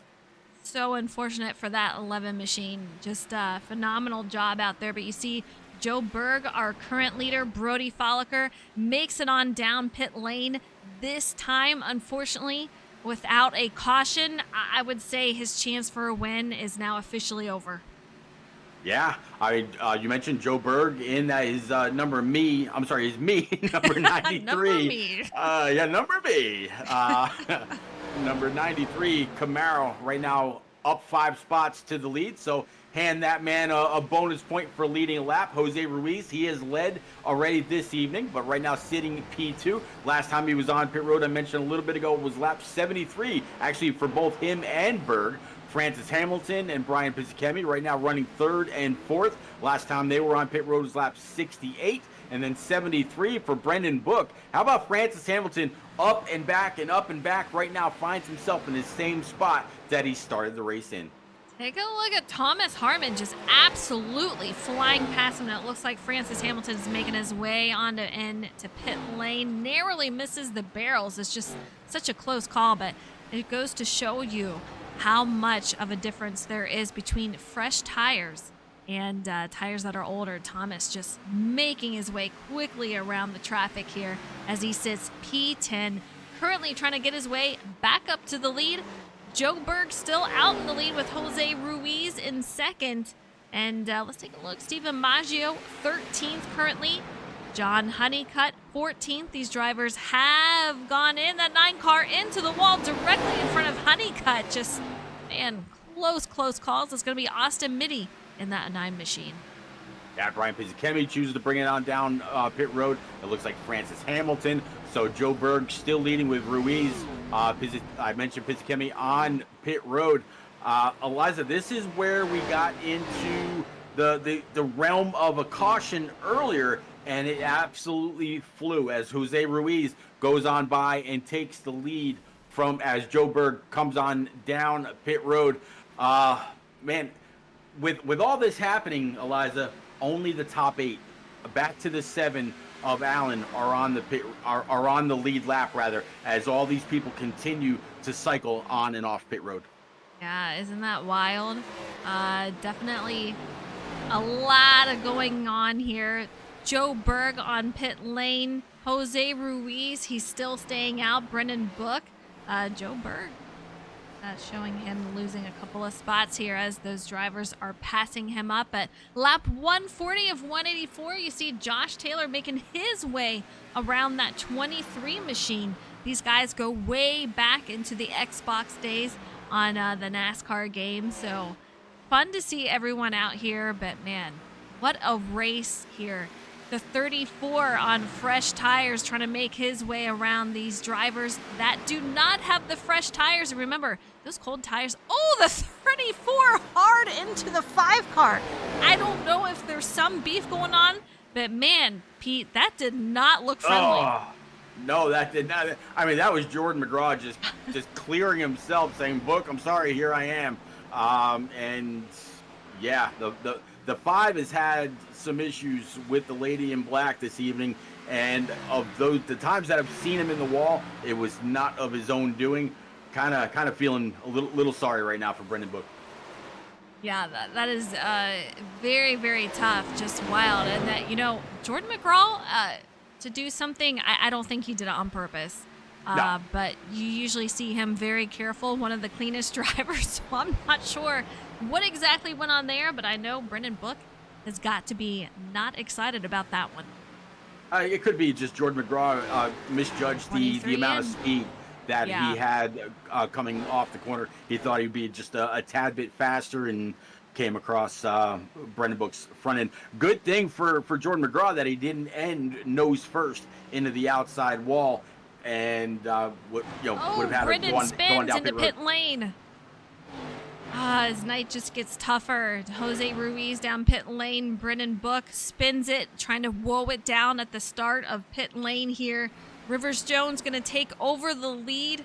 You see him in that 91 machine. He's just had a fast car the entire night, and we'll see how that goes for him. He's on 14 lap old tires. Thomas Harmon, saw him go in, led quite a few laps. He sits P2.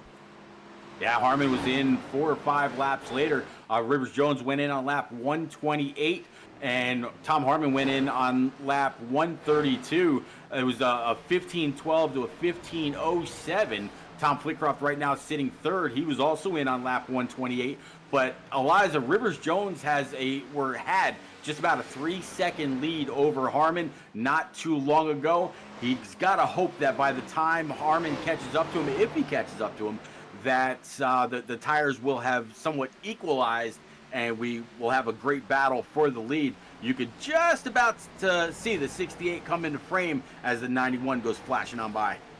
Yeah, just under 2.5 seconds. He does have fresher tires than Rivers Jones, just by like 4 or 5 laps, I would say. But Rivers looking solid. I know he is going to be under attack by Thomas Harmon, so he's going to have to mind his P's and Q's and run some perfect laps to stay out of trouble with Harmon catching him. Yeah, so Tom Harmon 2 seconds behind Rivers. Harmon is ahead of Tom Flitcroft by another 2 seconds. It's another second and a half back to the deuce of Josh Taylor. Another second and a half back to Luke Allen. So these guys very much spread out.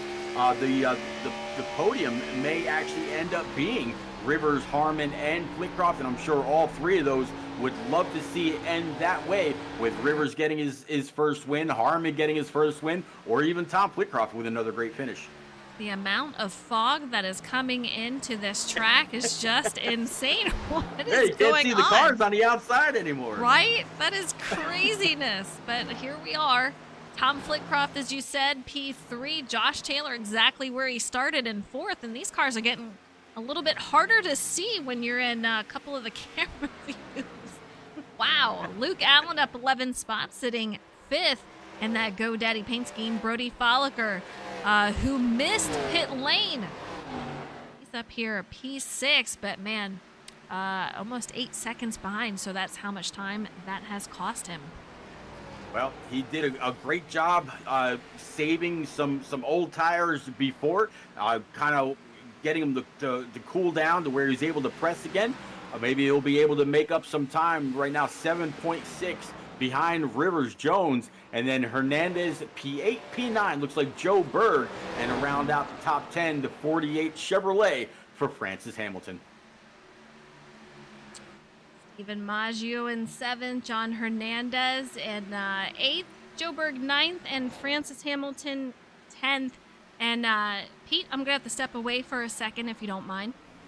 Do what you got to do. I got you. Thank All you. right. So, yeah, yep, absolutely. So, yeah, Rivers Jones still leading by about a second over Tom Harmon. Flitcroft, 4.7, now 4.8 back to, behind Tom Harmon. Then 5.6 back of the leader is going to be Josh Taylor.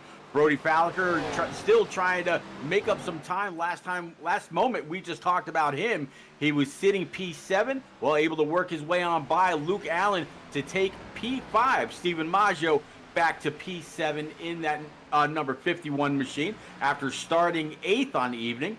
Jonathan Hernandez in that number 1 had unfortunately had to miss a race not too long ago, but able to right now sit positively inside the top 10. Joe Berg in the 93 back there as well after coming off pit road, lap 138. Francis Hamilton 10th. John Honeycutt 11th. Brian Pizzicemi sitting 12th. Jose Ruiz 13th. Matt Gale, Joe Turley to round out the top 15. So these guys all doing some great battling. There you can see on Eliza's screen, kind of working back at the 23, the 78, and the 50. Great battle here. I thought I had seen where the 3 of Connor Cunningham was on pit road, so it looks like he was able to get that machine fixed up as he gets on by the 13 of Turley. Turley's had some issues this evening, bounced off the wall a time or two, but keeps it moving. You can see a battle for the lead. Harmon and Rivers Jones. Sorry, Pete. Harmon goes straight to the lead. He catches up to him and takes that spot over. Rivers Jones is going to be over to P2. Tom Flitcroft to P3. Doing a phenomenal job. I mean, at such a difficult track, you would think that we'd see a few more cautions, and knock on wood that we don't see any more. It's just been wonderful racing out here, but I know we talked about it earlier. That's what these drivers like to see. They love the 750 package. They love the challenge, and they love the separation and not so much the draftiness that you see with some of these other tracks. I'll tell you what, right now, Rivers Jones has to be hoping that the 68 has used his stuff up. Yeah, we just saw him get on by. We've got just under 30 laps to go. Can Rivers Jones, if he hasn't also been, pressing his luck in that NASCAR 2000 Jeff Gordon throwback, if he can get on back by the 68 as time goes on. But how about Brody Falliker? We saw him miss pit road, has worked his way back up to P3, just 5 seconds back behind the lead. Eliza, I don't know if he's got 5 seconds as we go 3 wide, a little bit further back between the 93, the 7, and the 5 of Book. That looks pretty sketchy driving. Here comes the 20. He's going to throw it way low. 93 and 20 still going to run double wide. Yeah, incredible racing out here. These guys, the 7 is going to be too wide. You see him back there. Jarrett Cardwell has fallen to 20th. We'll see if he can't make his way up. But, man, as you said, Brody Folliker, he's gained 3 seconds from where we saw him earlier on. It's just a remarkable comeback from missing pit lane. He did a great job of keeping that underneath him, and even though he missed it, he still tried to keep that speed up to make his way back on down the next time around. But coming up on 160 of 184, this race is quickly coming to a close. Rivers Jones, though, is falling back a little bit, almost to a 1.5 seconds. Yeah, Rivers Jones now 1.3 back behind Harmon. So Harmon has not only caught him, passed him, and he's starting to gap him. Now in even 1.5 seconds, Brody Folliker now under 5 seconds, 4.6, 4.7, give or take. Josh Taylor right where he qualified right now, sitting P4, 7 seconds back behind Harmon. And then we've got Tom Flitcroft up 18 spots. Tied, I want to say, for the biggest mover with Brian Pizzikemi sitting back there in P11, up 18 spots on the evening. Eliza, 18 spots is hard to make up at any track, never mind Darlington. Absolutely. These guys are just doing a great job. And I'll tell you what, as soon as you think the track can't get any foggier, here it is. But Brian Pizzikemi looking like he was getting a little loose coming off that corner. Let's go on board with him and see what he's seeing currently. Oh, one thing that he's seeing behind him is going to be the 23 of Jose Ruiz. Then he's got to kind of keep an eye on that wall. But, yeah, Pizzikemi week after week takes on the challenge of coming from the back, either qualifying with a very, very poor time on purpose or just not qualifying at all and taking the challenge to try to work his way through the field. Eliza, I know I said it last week. I'd love to see what he could do if he actually qualified week in and week out and really battled for these wins. I agree. 25 to go. Rivers Jones almost 2 seconds back. Man, I don't know if anyone can catch Harmon. You know, he's quiet on these things too. He's got a quiet confidence. Doesn't let you know, hey, you know, I think I'm going to win tonight. You know, some drivers are like, I really like this track. I do well here. Not Harmon. He is very sneaky. He's always up there. But, man, tonight he's something else. Yeah, tonight he's literally lights out. So great job by Harmon as he pulls up on the 13 of Joe Turley in that Andretti Cheerios throwback. Looks like he's going to try to pull low.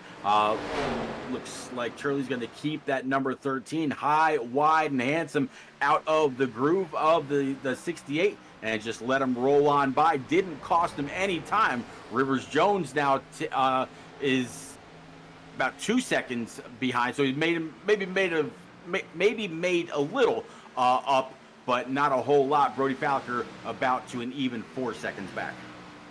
Yeah, he's still gaining another second since we talked about him last. We have Josh Taylor exactly where he started, P4, looking really, really good. And I know we were warned to don't take our eyes off of him. He's going to do solid tonight, and here he is, P4. Tom Flitcroft, one of the biggest movers of the night, sitting 18 spots from where he started in that 8 machine. He's sitting at P5 with Joe Berg in 6, Stephen Maggio in 7, Francis Hamilton 8th, Jonathan Hernandez 9th, and Luke Allen going to round out your top 10. Yeah, 11th on back looks like Jose Ruiz, who's led a few laps here this evening, sitting P11. P12 is going to be Brian Pizzikemi. Matt Sisler in the 45 up to P13 with John Honeycutt right behind, sitting 14th. Matt Gale is going to be 15th. 16th, Joe Turley, we just saw in that number 13, with Matt Opplinger in the 20. 17th, 18th is going to be the 5 of Brendan Book. Micah is going to be in that number 61. 19th, up a few spots, and to round out the top 20, you mentioned him just a little bit ago, who's definitely shown a lot of speed this evening, Jarrett Cardwell. Yeah, I'm not sure what's going on with him. I mean, he's down there at P20th, and we saw him get into the wall just a little bit. Teammate Jordan McGraw for FTR, he's out there in 21st, so not a great ending for neither of these drivers. I know it's not what they wanted to see, Jordan getting out of the way of Brody Folliker, as he is just flying on that high side with Matthew Opliger directly behind him. But Thomas Harmon still under 2.5 seconds in front of Rivers Jones. He has to hold on for another 19 laps. Anything can happen. This track gets tight. It gets loose. You've seen a lot of drivers very, very squirrely. So this race is far from over just yet. Oh yeah, absolutely. And I just jumped into the cockpit with Tom Harmon, and he's got right now a whole lot of clean air, and it looks like he's gonna have that for a little while now. And even if he does come across 1 or 2 lap cars, I don't think it's going to impact him very much. He's got a lot of clean air. He's got a whole lot of track that he could run whatever line he wants to. I think this could be a Tom Harmon kind of night. And Matthew Opliger, we're on board with Brody Folliker, who gets very, very loose. Matthew is just taking advantage of the Darlington stripes out here, corner after corner. I don't know if he's seeing if it's trying to help him. I don't know, but man, he might see some damage from this. Brody getting very, very loose coming off these exits, absolutely fishtailing it, but he is definitely holding on. Yeah, you watch him, really saw on that wheel. He's at like 1 and 2 o'clock coming off the corner, trying to really put the throttle down and carry a whole lot of speed. Folliker, he's a wheelman. Sure is. You can see a lot of variation between these tires. Thomas Harmon, 35 lap-old tires. Rivers Jones, almost 40 lap-old tires. Then we're going to have Joe Berg with 29 lap-old tires, so some of the freshest out here. Francis Hamilton with 31, but it's kind of all over the place here, as it has been all night, with different strategies on when to pit. We'll see how it plays out, but Thomas Harmon, I'm kind of curious if anyone can catch him, because he is just doing a phenomenal job of saving these tires and keeping that car out of trouble. Yeah, really, I've been kind of following along with him, and his line is just systematic. I mean, he is hitting the same exact line lap after lap on both sides of the track. He just seems like he's found a line that works for him, and it looks like he's on rails. He's got this frozen number 68 handling very, very well, and he is now 2.8 over Rivers Jones and has just been continually extending that gap. I don't think anybody's gonna catch him, but Eliza, you mentioned it, track's getting a little bit tighter. It's definitely cooling off down to 84-degree track temp. We got the 75-degree air working at just about 5 minutes after 9 in the evening, and the track may go through one more change, but I haven't seen all the lights turn on just yet. Yeah, this is definitely a rhythm track where if you have that clean air like he does right now, you just have to worry about your line. And if you can get into that rhythm, you're going to knock those laps away. And there's not a lot that those drivers can do behind you. And that is currently what we're seeing with Thomas Harmon right now. I mean, he is running perfect laps. You can see Rivers Jones about 2.8 back. And he's under pressure right now. He's got Brody Folliker, who we saw have that mishap with pit lane, missed it and had to go back in. He is just under 3 seconds behind our leader. We still have 13 to go. I'm not sure if it's going to be enough, and he keeps making contact with that wall. It could be very sketchy final few laps for Brody. Yeah, talk about the final or the last couple of laps. Last lap, Tom Harmon ran a 30.95. Rivers Jones ran a 31.10. Brody Folliker ran a 30.87. So Brody is faster than the leader by a good tenth and a half, and definitely faster than Rivers Jones. It's just going to be all about actually getting up there and making the pass cleanly, and then really trying to see what you got left in those tires to try to run down the leader. Yeah, tires is going to be the issue here. He's fallen back a little bit off of Rivers Jones. I think his handling is not going the way he hoped, but you said those lap times were doing good. I think before that wall touch, he was really doing a solid job of getting that thing where he wants it to go to close that gap, but it's just going to be back and forth, and he's going to have to try to take what he can. But P3, hey, that's a great job if he can hold on to it. He's got Joe Berg directly behind him, and that is going to not be a battle as Brendan Book is a little further back, but nonetheless, too wide right here, and Joe Berg sitting P4.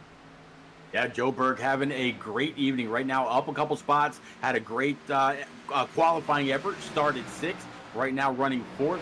Josh Taylor started 4th, right now running P5. Tom Flitcroft, again, great evening for him, sitting P6, up 17 spots. But tonight, as we get into the single digits, 9 laps to go. Tom Harmon with a 2.7 gap over Rivers Jones. And Eliza, it seems like once Brody Fowler caught Rivers and got into his dirty air, he hasn't been able to close much. He's pretty much stayed within 5 to 7 tenths behind this number 91. That 20 has got to be on fresher tires as he is making quite the run towards Thomas Harmon. That is not going to be for position. Matthew Opliger sits currently P16, but you can see him making his way up to Thomas Harmon with just under 8 to go. Thomas Harmon is 3 seconds over Rivers Jones, and that 20 machine into the wall. Tried to take a look down low, unable to do anything, so he's going to bring it up high, and man, I will not be surprised if I see a little bit of contact with that wall as he is already up high, but no, he keeps it off. Yeah, Tom Harmon does not want to see this. The last time Matt Opliger was on pit road was lap 143. So to have a lap car hounding you as you're trying to get this done, maybe possibly taking the line from you, pushing you going into the corner. If I'm Harmon, I don't want to slow up too much and let this guy go. But at the end, there it is. He's going to go ahead and do just that. He did not want to mess around with Opliger. As Opliger going to go on up and tag the wall yet again. That's going to slow up Harmon just a little. Now he's got the 92 of Kevin Dalator all up his back bumper and going down the backstretch into turns 3 and 4. Harmon is in. He's in a little bit of trouble with these lap cars. Yeah, it definitely cost him some time, about half a second over Rivers Jones, as he is just under 2.5 seconds back, and he was under 3, just over 3 seconds back. So that has definitely cost him not what he wants to see, and we're almost a second closure on that gap between Harmon and Jones. So 6 to go. He has to hope nobody else on track catches him, because these lap cars, they can put a wrench in your plan. Yeah, all of a sudden, he went from having all kinds of clean air to now having to see what his car is going to be like in dirty air all over again. And it's almost like it doesn't matter Falliker. which line. Sorry, he just hit the wall and brought it way down low, almost into the inside wall. I didn't mean to interrupt you, but man, definitely struggling with that handling for sure. Yeah, right now, if it ends this way with 4 laps remaining, last time Harmon went on by the start stripe, it'll be Harmon, Jones, and Falliker. Joe Berg, he's behind Falliker, but there's a huge gap, so that could be our podium. But great race for Joe Berg and Josh Taylor to round out the top 5. Flitcroft, Ruiz, Maggio, Hamilton, and Hernandez for the top 10. Eliza coming to 3 to go. Coming up 3 to go. Luke Allen is just on the outside looking into that top 10, sitting P11. Matt Sisler in 12th. Brian Pizzikemi in 13th with John Honeycutt 14th. Matthew Opliger, we saw him making a move past Harmon earlier. He's sitting P15. All right, Eliza. So 3 laps to go. Tom Harmon, 1.9 now over Rivers Jones. So Rivers Jones, he's over the last 5 laps, he's actually been faster than Harmon at 1 point, 3 4/10 faster. I'm not quite sure if that was when Harmon had those lap car issues, but Rivers definitely was closing. But now you see Harmon kind of extending that gap a little bit more up to 2.2. Back 2.6 to Falliker, 6.3 to Berg, and 8.2 back to Josh Taylor. Yeah, this is quickly coming to a close. We see we're on the final lap here. Harmon going to try to bring this home. I don't see any reason why he wouldn't. So this would be his first win of the season. Rivers Jones going to be in second if he can bring it home this way. Brody Follicker going to round out the top three, but let's bring him on home. We got him down the backstretch coming into three. We're going to see him coming out of four, and he's going to be crossing that start-finish line for the win here at Darlington. The lady in black, too tough to tame. And Harmon gets it done. Huge congratulations. Rivers Jones bring it home in second. Brody Follicker, he brings it home in third, Pete. Yeah, Joe Burr going to be fourth, Josh Taylor fifth, Tom Flitcroft sixth, Jose Ruiz seventh, Francis Hamilton eighth, Stephen Maggio ninth, and Jonathan Hernandez going to round out the top 10. Phenomenal way to punch his way into the chase. He was able to lead a whole bunch of laps, able to secure his own spot in the playoffs. Didn't have to deal with anybody's incidents or accidents this evening. Darlington belongs to the Frozen 68. Yeah, such a great job. First win of the season. He gets it done. I know he's got to be super excited. We'll get him in the booth as he's celebrating, watching him do those donuts, burning it down, Pete. Yeah, I mean, he's absolutely earned every single donut that he does. Again, been a very interesting season for this number 68. Through the Wednesday Night League and Sunday racing here on Mondays, I've seen him pilot just about every single one of these vehicles. Like I mentioned, he's very, very good at what he does, and he proved that the lady in black was not too tough for him to tame. Absolutely. Up 8 spots from where you started, Thomas Harmon. Man, first win of the season. Take us through your race, how the car was handling, how you got it done. I knew Dirty Air would play a factor, and once I got a chance to get ahead of Brody and Matthew and Maggio and everybody else on that restart, I just knew I had to fight them off and try to stay out front, and eventually Dirty Air would wear them down, and thankfully it did. Tire wear, was that going to be an issue, or were you able to keep that underneath you? The first run, I definitely felt it was underneath me really well, but I noticed I needed to push it harder because me and Brody we were pretty much trading laps. And then in the second and third run, I pushed it harder, and I was willing to give up a little bit more on the end as long as I was out front. All right. Well, next week we are headed to Charlotte. So what are your thoughts about that one? I love me some Charlotte. So hopefully nothing too bad happens there, and come away with 2 for right before the playoffs. Putting that Frozen machine back into victory lane, and I do believe, was that you just blowing your engine? Yeah, the car was off. It's like, I'm done. You said you've had enough. Well, huge congratulations on that win. First win of the season. Hopefully we'll see more. But man, great job, and it was fun watching you out there battle. Thank you. Have a good one. You too. All right, Pete, we're going to bring it over Rivers Jones in that 91 machine. How about that? Yeah, Rivers Jones bringing it back to Jeff Gordon from 2000. Big swing. He actually sent me a message a while back saying, hey, Pete, what do you think of this? Well, Rivers Jones, looks like that scheme worked well for you tonight here at Darlington. Able to bring it home about 2.5 seconds behind Harmon. You were out there for a good bit and you led. What more did you need to keep the lead and possibly take the checkers for yourself?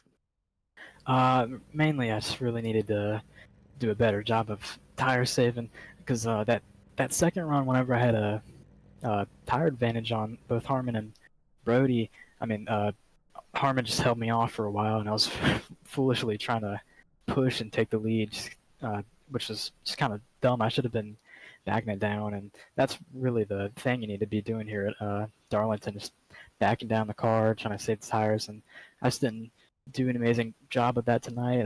Harmon just blew by me like almost every run. It felt like him and Brody are like tire whisperers, man. It's really hard to beat them. Yeah, so I think I did the best I could. I know where I need to improve, but it feels good to take home a P2 tonight. Eliza mentioned it during the broadcast that originally you thought maybe you were just going to be part time, and here it is. You're clicking off, top fives, top tens, a realistic threat inside the top 10 when it comes to overall points. How do you see your season going, and what do you think of Charlotte next year? Or I'm sorry, Charlotte next week. I think I can be a championship contender. I'm fairly confident that I'm one of the best drivers in the league. I'm setting myself up, feels like almost every week, to try to win, and I'm confident I'll be able to win. It's just a matter of figuring it out. It's just like I think one day you compared me to Brody, how I was just like constantly up there, but just not able to get the win before he finally broke through. So I'm very confident, and for Charlotte, I think I'm also pretty confident. It's going to be a difficult race, but I think I can do well there as well. All right, buddy. Well, we will see you next week. Congratulations on your podium finish. Way to get after it, sir. Thank you so much. You got it. All right, Eliza, last season's champ, tonight's third place finisher, Brody Falliker. Man, Brody, you had an interesting race tonight. We saw the mishap trying to make your way onto pit lane. Take us through your race before that, but then how you gathered it back up after that pit road.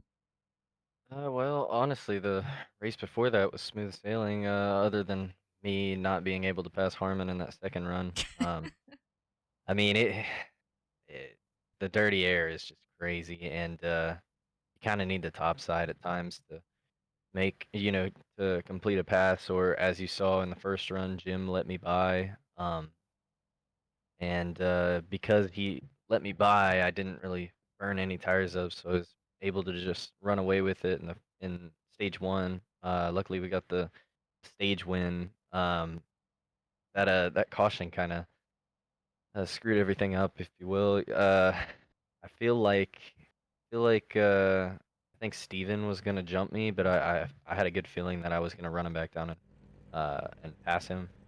But yeah, I mean, it was an untimely caution. And then with pit road, I thought I got it slowed down enough, and I guess I didn't. I went lower, and the car just wouldn't stop at that point. So, just a complete error on my part, and yeah, it feels like one definitely got away. I was pushing so hard trying to get back up to them after the mistake. It just wasn't enough.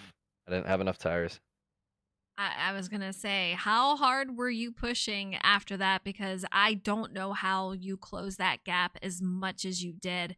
I mean, it was an impressive run on that last stint there, bringing it down to just under 3 seconds when that happened. So how fast were you trying to run it out there, and was it affecting your tires? I mean, when newer tires, I was running about 85, 90%, that I could run. And then Right.